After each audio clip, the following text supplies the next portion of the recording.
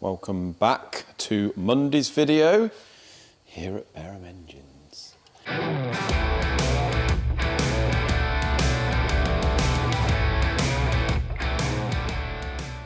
Another cosy morning, mate, for me.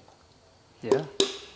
So this is the White Sierra engine that we are continuing to strip down. As you can see, I'm just in the process of removing the con rods. So far, mate, the crank on the big ends, which are the con rods, has been ground to 0.25. Right. And they are using an AE bearing, which appears to be standard material. Yep. Which I would say for the nature of the build of this thing and the power it's running, probably a bearing I wouldn't have gone for.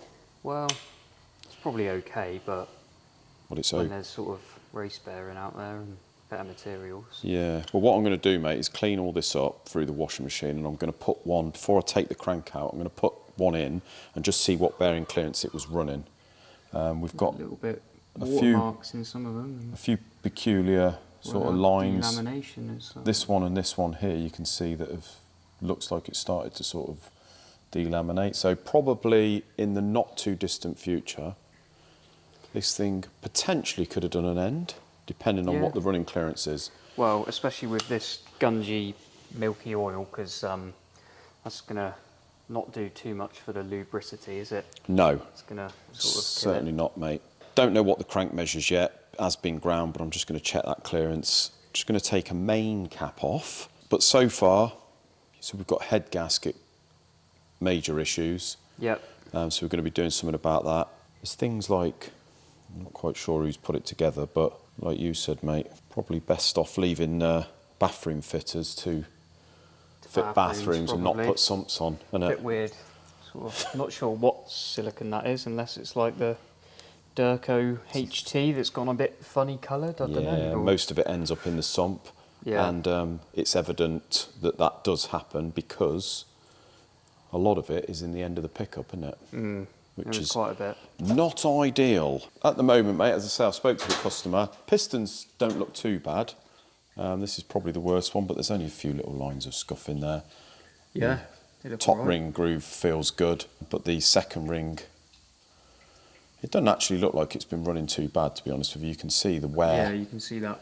See on the second ring, bit. yeah, where you've got a light, sort of half light, half dark, means that the second ring has been.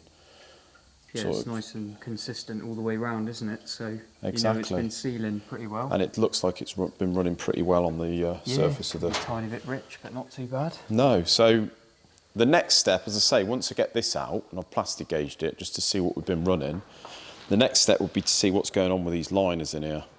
Yeah. Because they appear to be a straight liner, don't they? They do, well, at the moment, yeah, because obviously we've got that groove machined in the face of the block there.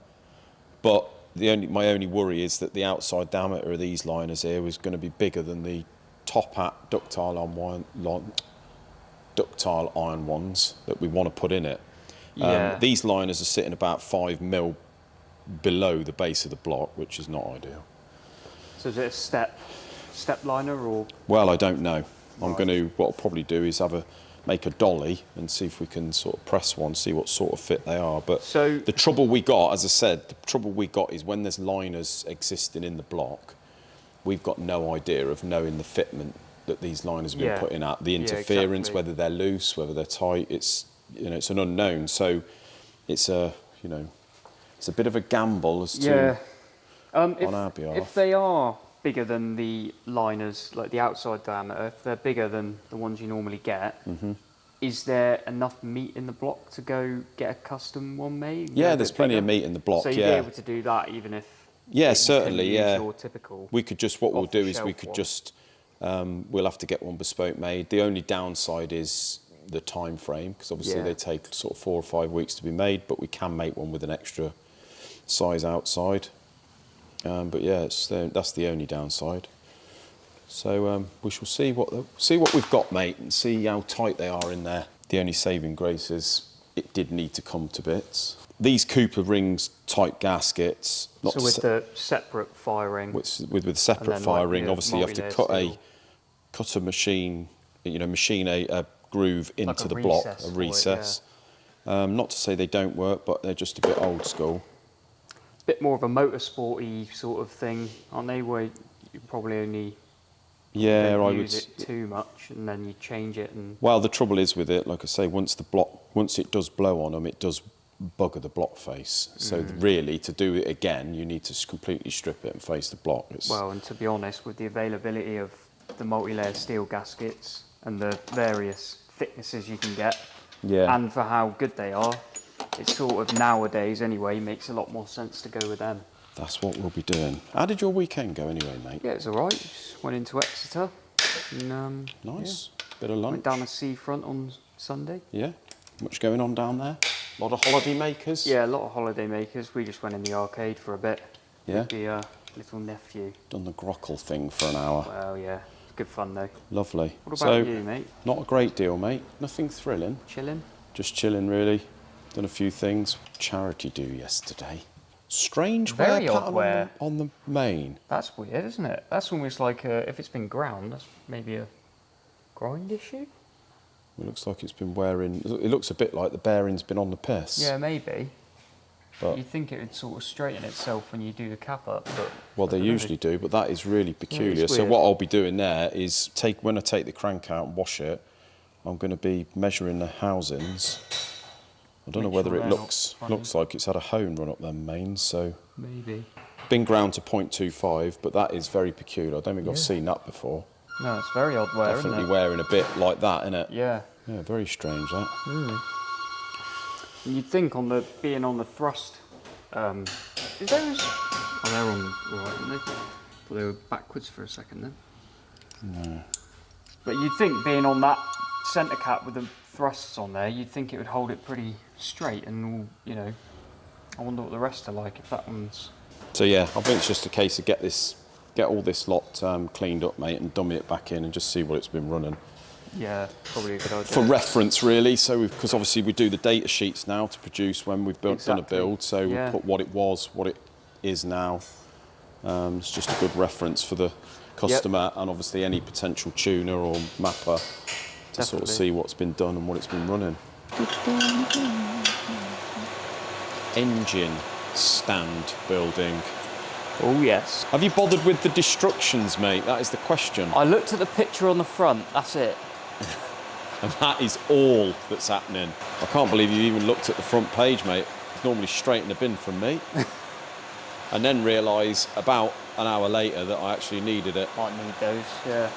So this is, as you can see, an upside down engine stand. It is. And we have another one over there. So we have two new stands, mate. I think the idea is to have less engines, not more stands, but... Well... Couldn't resist the deal from Kelsey next door at Motor Parts Direct. Good deal it was. It's going to be a very good deal, apparently. Salesman of the year. Yep. But it will work out handy having these to store some of these engines in the corner, which we said a couple of months ago we weren't going to do. Well, sort of need them. Well, you do need them. Need the space. You need engine stands in an engine building company, don't you? You do. It's weird, really. You wouldn't have thought it, but you do. Let's actually see whether... Let's see how wrong I've done this. Mind your toes. There's no wheels on it, and why is that bolt longer than the other one? Let's try that bit again. Don't look at the destructions, whatever you do. No, I won't. Make up your own mind. So, mate, we have further news on the Cosy. We've done a little bit of homework here, haven't we? Yep. First of all, another thing we noticed with the crankshaft. So if you look at these mains, and we've got the crank out. Crank looks good. Unfortunately, I do think it measures all right, but you see where it's got two light areas here? Yeah. There's a reason for that, is the Cosworth main bearing. That like line. Yeah, has a solid like cap bearing, plain cap bearing, where it takes the load. Yeah. And then the top bearing that goes into the block as a groove for the oil feed. Yeah. But these both halves have the groove, which means it's a Pinto. Oh, so they've used Pinto bearings. Yeah. Trouble is with that, with the Cosy, because the extra load, when you've got this in the cap with the groove, it can wear doesn't spread the load as evenly, so it can wear grooves into the crank.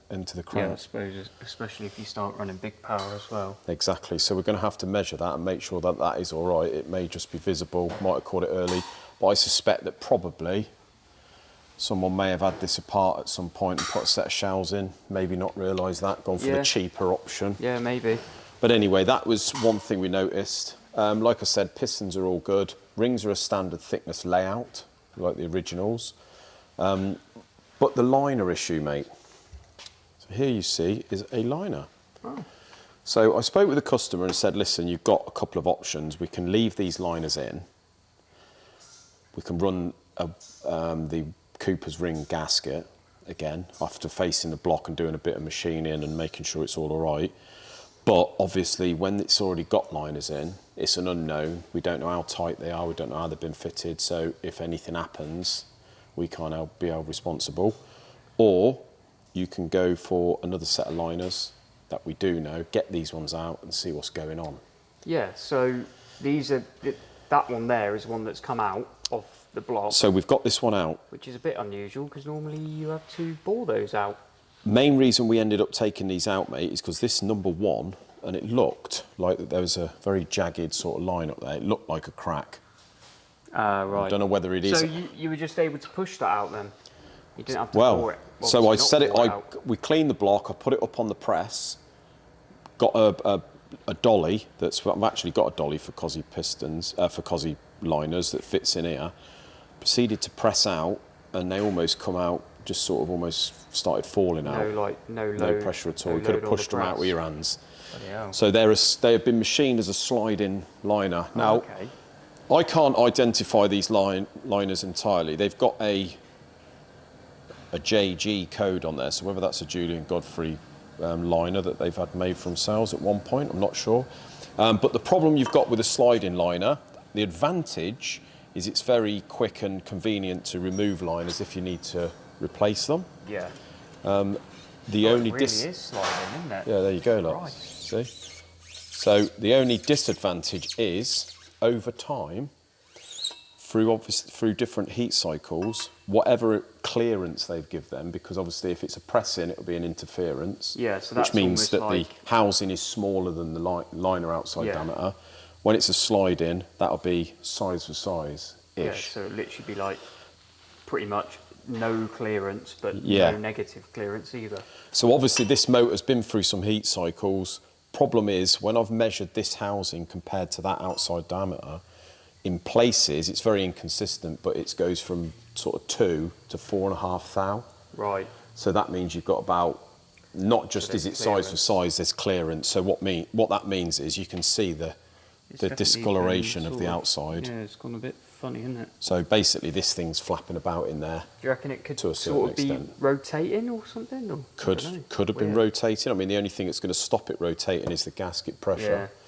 Yeah. I would say that this liner has probably been machined, because usually they come with a 4mm flange depth, whereas this is a 3mm, and this groove in here is 4mm.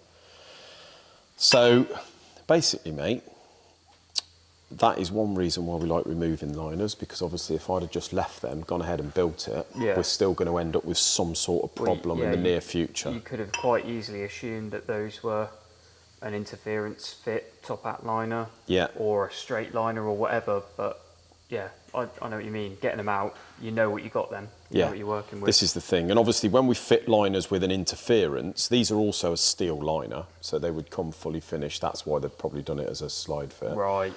Only thing is, when we fit them as an interference, if you put them in with about a 3 thou interference, even if the block does distort compared to the liner, you're still going to have interference. Yeah.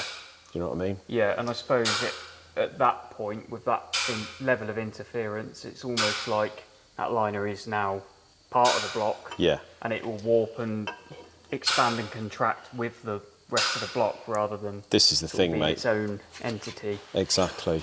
And you just, as I say, there must have been some history with this, so it's probably got warm at some point. But that would be consistent as to why the surface, the finish on the inside, the cross hatching's the same, because it's steel, isn't it? Yeah. So the plan: get some liners made, crack on with everything else. So you go in ductile iron. Ductile iron, custom sizing, because these, unfortunately, the ductile iron liners that Westwood have got on the shelf are 1.5 mm smaller outside diameter than these. Right, okay. So these are a 97. So we are going to have to do a custom size. Go a bit bigger. Yeah, we're just going to obviously have the flange, make it something like over 4 mils. So once they're in fitted, we can machine over the top. Yeah. Run those pistons, because those pistons are really good. There's no markings on them at all. The ring lands feel perfect, so we should get a set of standard rings. And do it how we normally do it, mate. Yep. The thing is with this setup here, really, it was, I suppose, in a way, it does work. And in some applications, you would probably know, you could do with a wire ring in the block, maybe. Yeah. But this sort of thing really was done back when head gaskets didn't really do the job. So now with your multi-layer steel gaskets, mate, you don't really have that issue. No, I mean multi-layer steel gaskets they seal hell of a lot better than like the old composites and fibre and all that. Exactly, yeah. So yeah, as I say, I don't know whether these were an old Capricorn liner or something like that that had been specially made for Julian Godfrey back in the day. I'm not sure. And as I say, I don't know. Could have been like a bit of a race, proper racing spec, so they could whip out liners. Yeah, I expect it probably was, mate. Yeah, but it's fairly old school now, and it ain't something that we're going to risk doing. So there's an 8-week wait-in, up to 8 weeks on the liners. So I'm going to get everything done that I can get done. The head, get the block as prepared as I can, clean up everything else. He wants a new clutch kit so we can sort the crank, balance all that assembly, and just stick it in a corner as soon as we get them liners, mate. Oh, it's a good job we got them new engine stands then, isn't it? Well, this is it, yeah. Perfect timing. So there we go, mate. That is the update on the Cosy. I can't believe that. Yeah, it's fairly loose, that. It is, isn't it? Well, there we go. Well, mate, big update before we go today. Most important part of the video, I would say. Yeah. And this is a perfect example why no matter who has been known to have built the engine, whether it be a reputable name or not, don't assume anything. No. What do they say about assumption? The mother of all F-ups, isn't it? It is. So, what we showed you a minute ago was number one. Number one, in fact, was a good one. Yeah, not too bad. No. Number 2 and 3, not so good. So we've noticed on 1 and 4, mate, because we've got, let's just put it in engineering terms, prick in a bucket fitment here, which a 2 to 4.5 thou is. Well, especially when it's meant to be a slide fit. Exactly. There's no seal on the bottom. No. There's no seal apart from the head gasket pressing down on the flange at the top. Very oily around these liners. It is. So I would say what that is the oil coming up from the bottom of the crankcase up the side of the liner. Yeah. Where the clearance is or the gaps. Number 2 be the worst. Very corroded on the outside. So this one somehow has got water in there. It has got water. Which is probably also why the oil was full of water. Exactly. I would say. So we're very corroded round here, mate. And obviously with these liners being quite a big outside diameter, obviously the problem is with that, you're going to thin out the block, aren't you? Yeah. So if we head over to the block, number 2, da-da, porous, broke through, corroded from whether it be the other side or whether it's this side. That is we bad, also isn't have it? corrosion there, porosity. Oh yeah, number 3. And what that is going to do is go straight into the water jacket. Yeah, and then I mean, if we're getting oil up number 4, then you're going to be dropping water down in number 2 into the crankcase, aren't you? So, which is what I would say is happening, mate. Which is why we got milk. Yeah. So that is why you shouldn't leave the liners in there. And as I said to the customer, if you decide to leave those in there, there's going to be no comeback if there's any issues regarding the liners. Then if we had to carry on and built this, it would have done the same thing again. He's going to be looking at a lot of money. Constant. And it ain't going to give us a great reputation for doing it. So no. Liners out, we found the problem. What we're going to do with this now, mate, is we're going to use a liner that's a bigger diameter, almost a bit like a wet liner type now that we're going to design.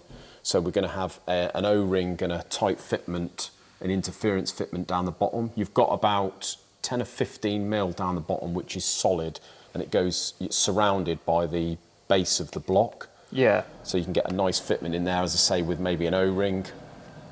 And then the same at the top, you're going to have a nice tight fitment around here. So this part of the block here, probably the 10 or 15 mil, is not like this. It's quite solid. You can see down there, it's like there's a sudden sort of cut off where it goes thin. Yeah, so we're in effect, we're going to have to sort of do this a bit like a wet liner job now. Yeah. In effect, and design a liner to suit. So not a great idea.